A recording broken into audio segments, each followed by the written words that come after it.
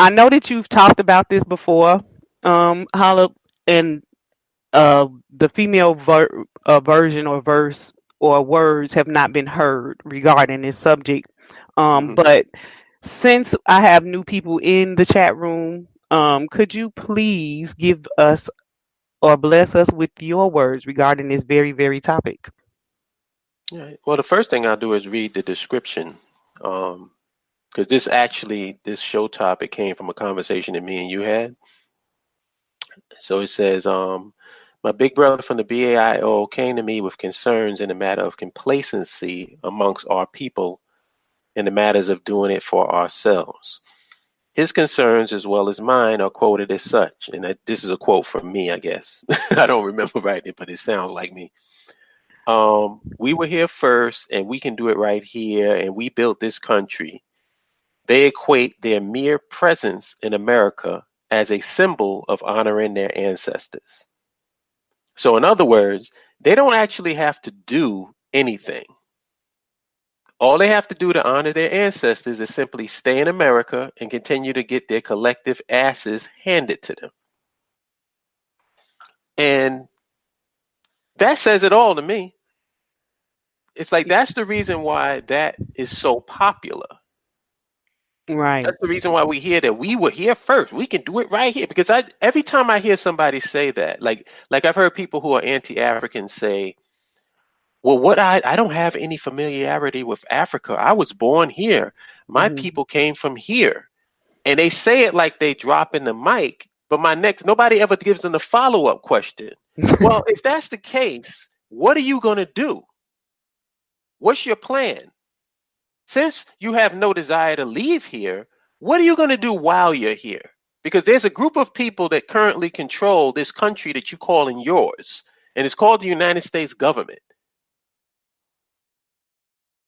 And they have Tell them. laws that they're putting out, laws that they're implementing, policy that they are creating on this land. So it's kind of strange that it would be your land, but you have this government entity that's creating rules and policy that everybody on your land is following. So where's your government? Where's your land? That's my Yeah, other question. What where's land do your you land? own? And I Where's your know, government? right, and there's no disrespect to anybody out there that owns land in America. That's great, but that's far and few between. So that's not enough land for us to have this complacent attitude to think that we can do it right here. We don't have enough of anything to do anything right here, let alone a system that is going to allow us to do it right here the way that your complacency says we are supposed to do it. And has anybody ever heard of eminent domain? I have. You know what that is, right? That's a technical legal term for I'm gonna take your shit. Basically, that is exactly what it is. How many families in the South have been victims of eminent domain? I know we have. My family has. And we had land that was handed to us from our grandmothers and grandfathers. And And did it it and make it a was damn bit of taken. difference? Right. Because at the end of the day, if white people want to build a highway or white people want to build a road, guess how much that piece of paper means in terms of keeping your land?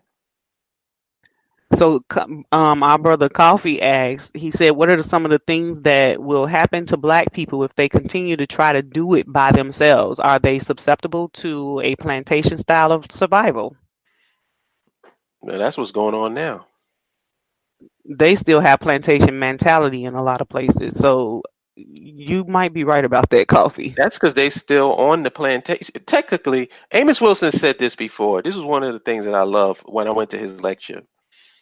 He said, what was the purpose or the reason for Black people being brought to America? For what capacity? What interests were we serving by being brought here? And the short answer is labor, That's it, and that's all. right? Exactly. What is Black people's primary source of income in America right now? Labor. Labor, yeah. So, what has changed between our relationship between when we first came here to this country to the relationship we have with white people in 2019? Repeat that question. What is the difference? If we were brought over for labor, and our main source of the thing that we have to sell to the American market is our labor, then what has changed? Nothing today. If you consider, what's going on in the NFL, we still providing labor even in that way, and not only labor, but we're selling ourselves out in a lot of ways as well. Apparently, we've been conditioned to like abuse, or feel like abuse is normal and it's okay. Hmm. But everybody's not in any other country in this world. And I'm not saying that there aren't struggles in other countries, but when you think of countries that are kind of similar to America, the abuse. I don't get the feeling that there are other people being abused in the way that we are here, and us continuing to be complacent with it is just a very major disappointment. It's sad, and it's really sad when we have people, when we're, like you said, riding in the car with no driver. We got so many people in this country who claim to be leaders, or I don't know what they are, but I, they're just as brainwashed. They just as lost and brainwashed and stuck in slave mentality as the rest of quote unquote us are, the way I see it. And to me, that disqualifies you as a leader. Yeah. My thing is, I don't. There's no perfect people. You know what I'm saying? So I'm not looking for perfection Hmm. from anybody. But what I am looking for is principles. Right. What are your principles? What's your vision? If you're going to be a Hmm. leader, you have to have a vision. You can't be a leader Exactly. because where are you leading people to? If you're going Right. to call You have to yourself a have an leader, endpoint. where are they going? Like, where's Hmm. the end? What's the end game? What's the Hmm. eventuality of everything that you're talking about? And if you don't have that, a clear and concise vision, then why should people be following you? Right. You Why could should be they leading even me be off a listening cliff. to you? Exactly. And that's what my issue is. It's like I'm not a leader, but I do have an overall principle, and I think that the principle is what you describe and what the principle of the BAIO is. We Hmm. need land because land is the basis of power. If you Yeah. don't have land, if you don't have control over a piece of territory, how can you say that you're for black power? Very true. Because if You you have can't say it. control over that piece of that territory, then you can control the infrastructure because you can build on that territory and build your energy systems and all of your other systems on that territory. And you control it because you built it. Exactly. And then And then eventually, that powerful word, nationhood. yeah, and eventually you'll have a nation of people who want to Hmm. maintain what it is that you built. Exactly. But you got people who claim black power, constantly screaming black power, talking about how the white man is the devil, the cracker, the beast, and all this other bullshit. But yet they are totally comfortable with having that beast, that cracker, and that devil control every aspect of their social, economic, and political reality. Exactly, including to how the hell we wear our hair in school and for wrestling matches. Listen, so when I think about that black power, the person shouting black power, the visualization that I just got was like those little pin lights, even the light on your cell phone. If you had a deep dark black well that was I mean, probably dropped to the other side of the earth, but you would never know where it went. And you drop that light inside of that damn dark well. That's what black power does right now in America with regard to these people that are hollering black power. Your light just dropped into a big dark well, and I won't see it till I can get close to it. But I don't know what that is to even try to get close to it, so we just leave it alone. you know, it means nothing to say black power. You're not doing anything. You're not um pushing towards an end, like you said. It's nothing.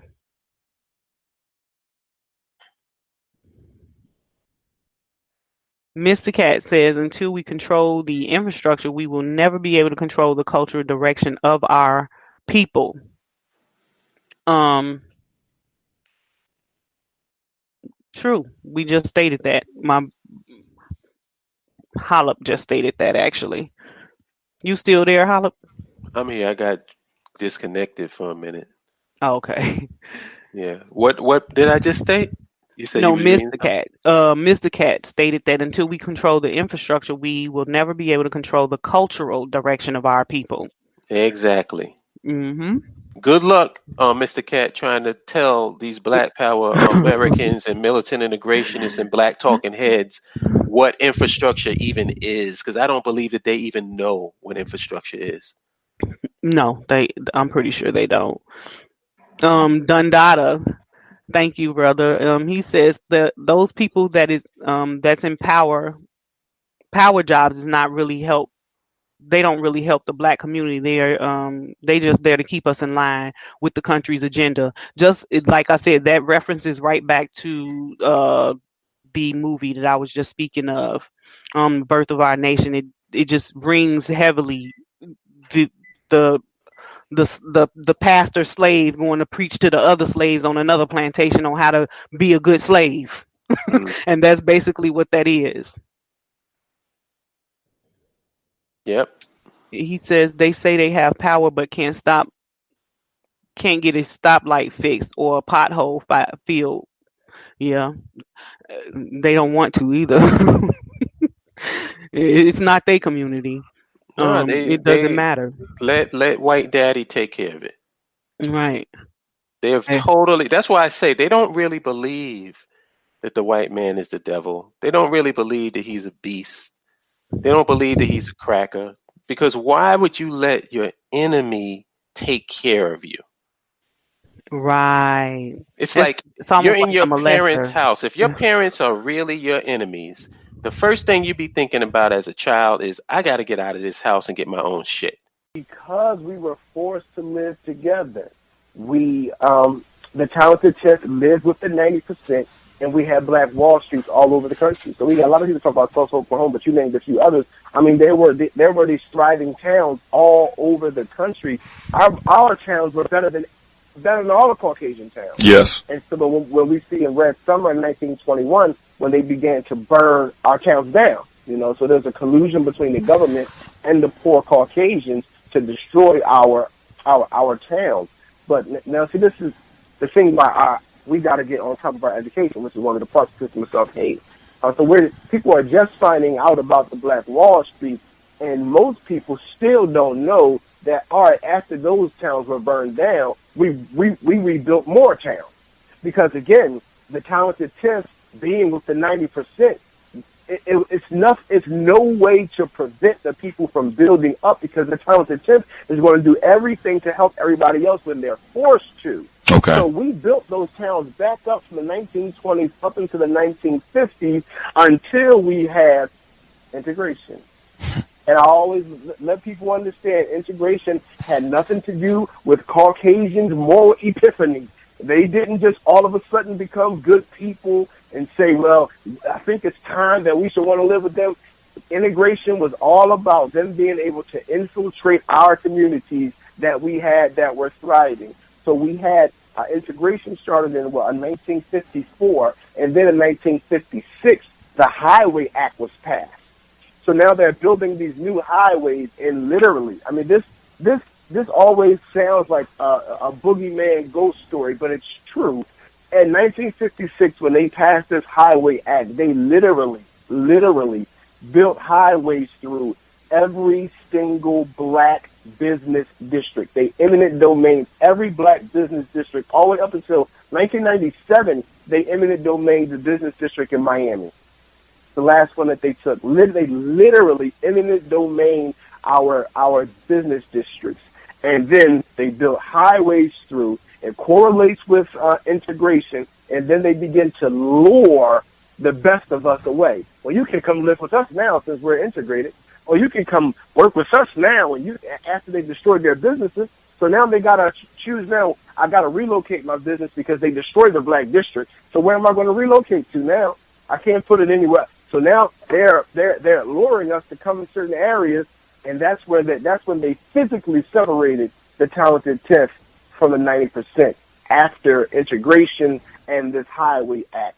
That's when they physically separated us, but then they began to mentally separate us after that. You know, it's kind of ironic that you mentioned that, because I was listening to a terrestrial radio program on Friday, and it was out of Richmond, Virginia, and the older gentleman was saying that during that period that you're talking about, that they built I-95 straight through a black commercial district in Richmond and basically tore it apart. So it's kind of ironic that you said that, because I heard that being stated by an older gentleman 2 days ago. It's real. In Kinloch, Missouri, in 1981, they took the area in Kinloch, Missouri, and built the Lambert Airport. The freeways, all the freeways that you see in LA, they got like 5, 7 different freeways. All of those freeways represent a black business district that's gone.